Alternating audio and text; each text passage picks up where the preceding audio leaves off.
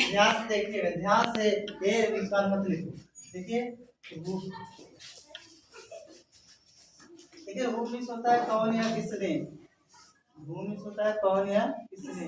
जब किसी वाक्य में कौन या किसने आए तो वह वाक्य सेकंड इंट्रोगेटिव सेंटेंस ही होगा। वो वाक्य कौन होगा? Second interrogative sentence. लेकिन उसका ट्रांसलेशन अफर्मेटिव के स्ट्रक्चर से करेंगे, अफर्मेटिव के फॉर्मेशन से करेंगे। जब कौन या किसने आएगा तो वह सेकंड इंट्रोगेटिव सेंटेंस रहेगा, लेकिन उसका ट्रांसलेशन अफर्मेटिव के फॉर्मेशन से करेंगे। और अगर किसी में नहीं आ गया तो इसका ट्रांसलेशन नेगेटिव फॉर्मेशन से करेंगे। ठीक है। और नीचे देखिए लिखा नेवर, नेवर मिस होता है कभी नहीं। अगर किसी वाक्य में कभी नहीं आए तब भी उसका ट्रांसलेशन अफर्मेटिव के फॉर्मेशन से करते हैं। अफर्मेटिव सेंटेंस अगर कहा जाए तो अफर्मेटिव सेंटेंस को पॉजिटिव सेंटेंस भी कहते हैं। ठीक है। तो जब कौन या किसने या कभी नहीं आया तो उसका ट्रांसलेशन पॉजिटिव फॉर्मेशन से करते हैं। ठीक, पॉजिटिव सेंटेंस को अफर्मेटिव सेंटेंस में कहा जाता है। अब देखिए, वह कभी समय पर विद्यालय नहीं जाती है, वह कभी समय पर विद्यालय नहीं जाती है। देखिए, कभी नहीं आया कि नहीं? Yes sir. कभी नहीं आया कि नहीं, तब इसका ट्रांसलेशन पॉजिटिव फॉर्मेशन होगा। अच्छा बताओ फिर यार, ये इसका पॉजिटिव फॉर्मेशन बताओ। ये वाक्य प्रेजेंट इंडेफिनिट टेंस है, प्रेजेंट इंडेफिनिट टेंस का पॉजिटिव सेंटेंस का फॉर्मेशन जल्दी। Subject plus first or fifth form of verb plus object plus etc.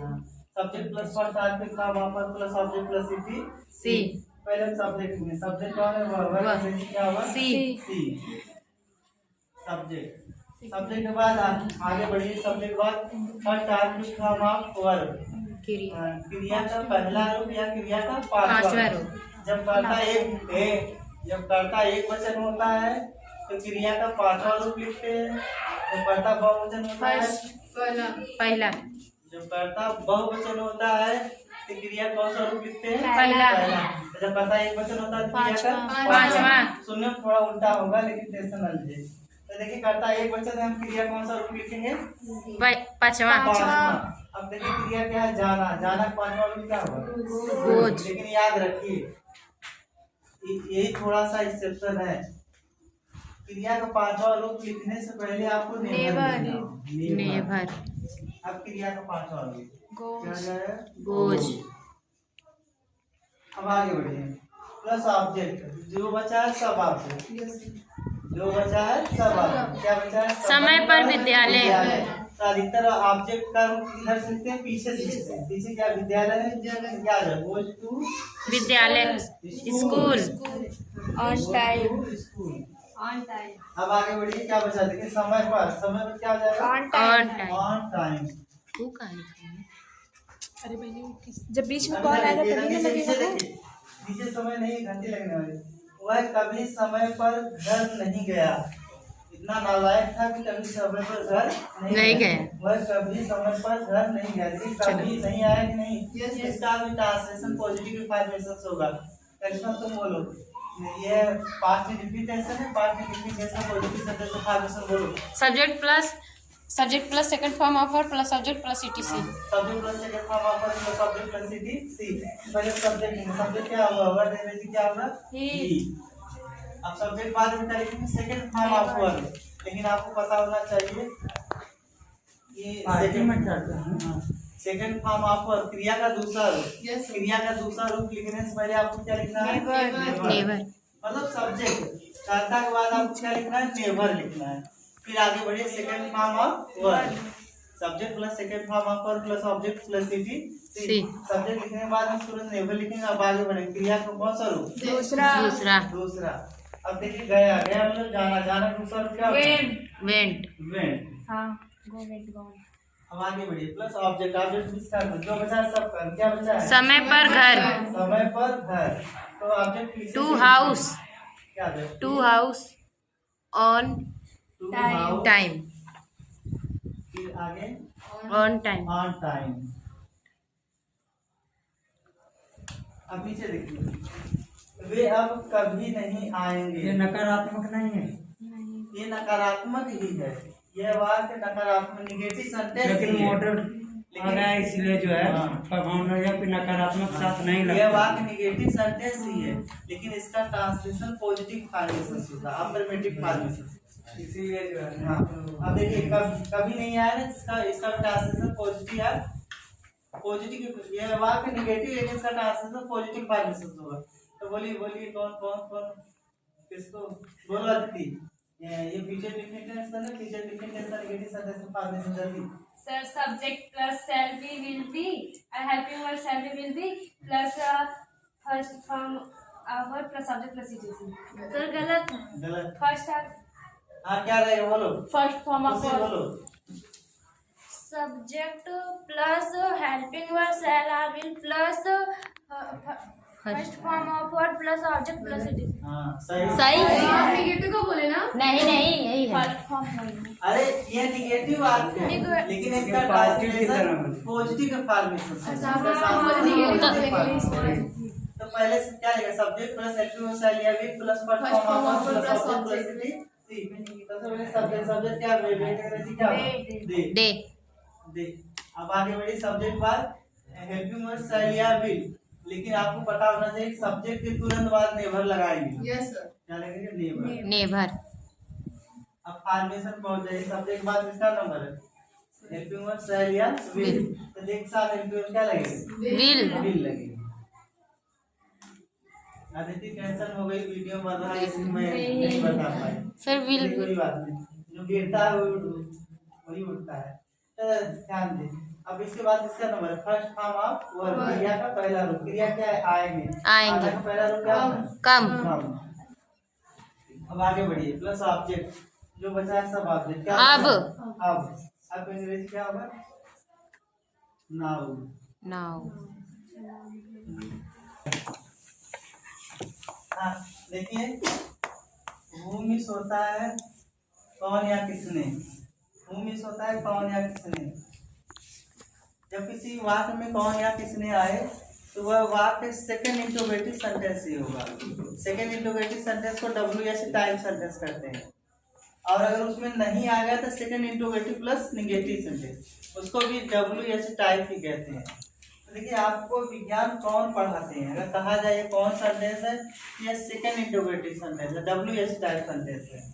लेकिन इसका ट्रांसलेशन हम किसके फॉर्मेशन करेंगे, अफर्मेटिव के फॉर्मेशन करेंगे। अफर्मेटिव सेंटेंस मतलब पॉजिटिव फॉर्मेशन करेंगे।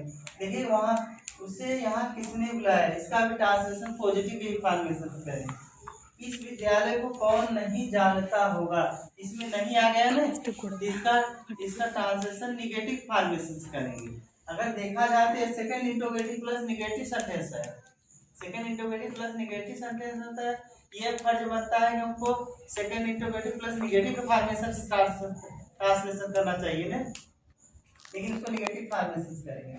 देखिए आपको विज्ञान कौन पढ़ाते हैं, यहाँ कौन आया है सेकंड इंट्रोगेटिव सेंटेंस है लेकिन इसका ट्रांसलेशन पॉजिटिव फॉर्मेशन करेंगे। देखो वहाँ उसे यहाँ किसने बुला देंगे, किसने सेकंड इंट्रोगेटिव सेंटेंस लेकिन इसका ट्रांसलेशन पॉजिटिव फॉर्मेशन करेंगे। तो याद रहे यह अपवाद है, बहुत ज़्यादा एग्जाम में आता है और बहुत ज़्यादा लोगों को परेशान करता है, लेकिन एक बार ध्यान सुन लेंगे तो फिर कभी दिक्कत नहीं होगी। तो जब किसी वाक्य में कौन या किसने आया तो उसका ट्रांसलेशन पॉजिटिव फॉर्मेशन करते हैं, लेकिन जब उसमें नहीं आ जाए तो उसका ट्रांसलेशन निगेटिव फॉर्मेशन करते हैं। घंटी लगने वाली इसमें जल्दी है। देखिए आपको विज्ञान कौन पढ़ाते हैं, ये प्रेजेंट इंडेफिनिट टेंस है। प्रेजेंट इंडेफिनिट टेंस कौन सा टेंस, सेकंड इंट्रोगेटिव सेंटेंस, लेकिन इसका ट्रांसलेशन किसके फॉर्मेशन करेंगे, पॉजिटिव। पॉजिटिव। अच्छा तो प्रेजेंट इंडेफिनिट टेंस का पॉजिटिव सेंटेंस का फॉर्मेशन बोलो। Subject plus first form of first or fifth form of verb plus subject plus it is. Subject plus first और fifth form of verb plus object plus C. पहले हम subject लिखेंगे।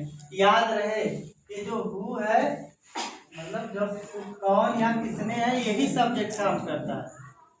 तो सबसे पहले हम क्या लिखेंगे, सब्जेक्ट कौन है, कौन सब्जेक्ट मतलब जो ये हु है ये सब्जेक्ट का भी काम करता है और फ्यूचर वर्ड का भी काम करता है। तो सब्जेक्ट में अब आगे बढ़े, सब्जेक्ट बाद किसका नंबर है, क्रिया का पहला रूप लगेगा, पांचवा लगेगा, पांचवा।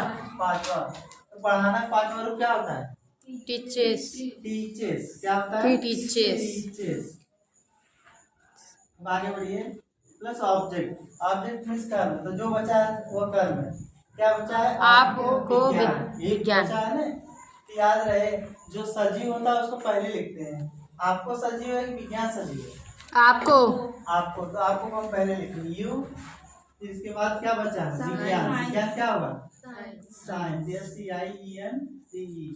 आगे क्वेश्चन मार्क, पॉजिटिव फॉर्मेशन किया गया फिर भी क्वेश्चन मार्क लगाया Yes, गया। sir. अब नीचे देखिए, उसे यहाँ किसने बुलाया? हम लोग कोई लड़का आके दबंगई कर रहा है या झगड़ा कर रहा है तो लोग नहीं कहते उसे यहाँ किसने बुलाया? तो उसे यहाँ किसने बुलाया? ये वाक्य कौन टेंस है? Past indefinite. Past indefinite. चलो उसको अब अंश का सोचेंगे। मैं बताऊं? नहीं, चुप रहो। देखिए यहाँ कौन है? किसने आया है ना?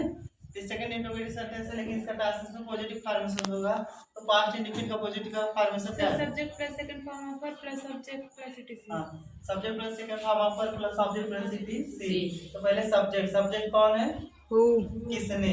किसने। ये जो हु है यही सब्जेक्ट का काम करता है। किसने कहते हैं क्या हो जाएगा? हु।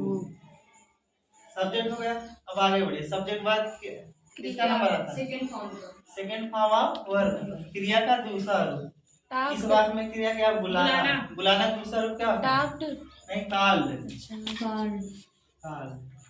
फिर आगे बढ़िए, प्लस ऑब्जेक्ट। फिर क्या बचा है? उसे यहाँ। तो पहले सजीव ऑब्जेक्ट लिखेंगे, निर्जीव को लिखेंगे? सजीव। सजीव क्या है? उसे क्या हो जाएगा? हिम। फिर क्या बचा है? ये मीन्स यहाँ। आगे प्रश्न। फिर देखिए, इस विद्यालय को कौन नहीं जानता होगा? ये कौन टेंस है? Future indefinite tense. चलो वो थर्ड खुशी बताएगी। ये फ्यूचर इंडेफिनिट टेंस का पॉजिटिव सेंटेंस का फॉर्मेशन हम बताएं? नहीं बोल रहे। Subject plus helping verb shall are will plus first form of verb plus object plus etc. अब मुस्कान से पूछ जाएगा।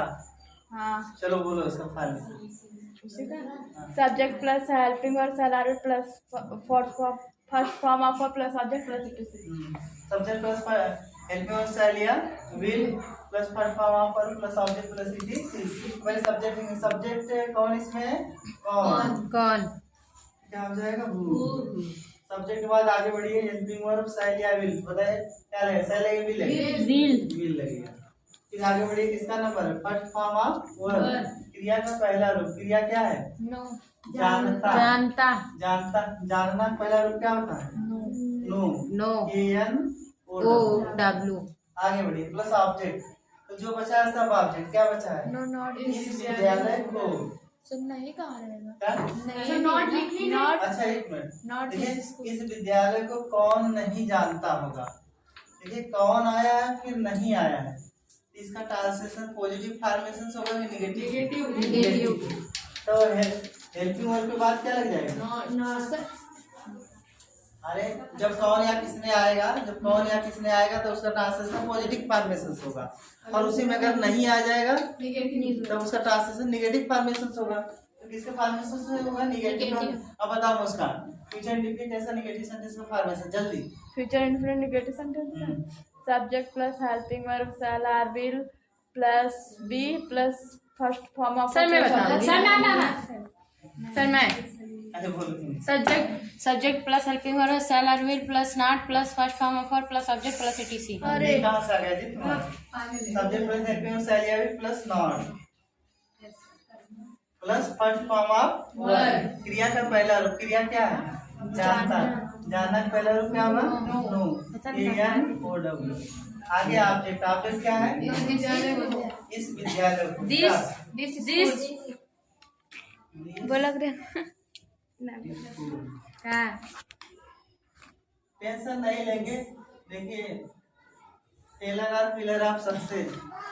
असफलता सफलता की पहली नींव है।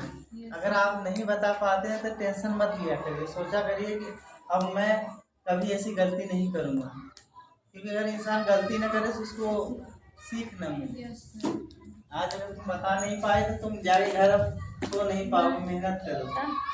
और जो आलसी लोग रहे छोड़ पढ़ाई भाड़ में जा आराम से मम्मी खाना ले देखा तो मास्टर हमारे मार कपाल खाएगा। वजह हम हमें खाना लिया खा और हमारे हाथ भी धोआ, समझ गए? ताकत का टेंशन नहीं। नेक्स्ट